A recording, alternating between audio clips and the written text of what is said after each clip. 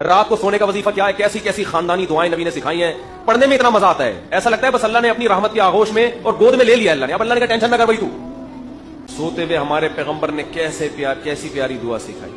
اللہم انی اسلمت نفسی الیک، اے اللہ میں اپنی جان کو تیرے حوالے کر دوں، جب میں سو رہا ہوں وہ کچھ بھی ہو سکتا ہے، میں اپنی جان کو تیرے حوالے کر رہا ہوں، ووجہت وجہی الیک، اپنے چہرے کو تیری طرف پھیر رہا ہوں، یعنی پوری توجہ تیری طرف کر رہا ہوں،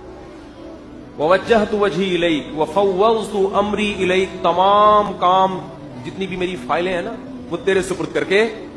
سو رہا ہوں، وفوضت امری الیک والجأت ظہری الیک، اپنی کمر کو تیرے حوالے کر رہا ہوں، اس کی حفاظت کرنا، یہ کنایا ہے جان کی حفاظت کی، جیسے کہتے ہیں نا کمر مضبوط کی تو مراد کیا ہوتا ہے،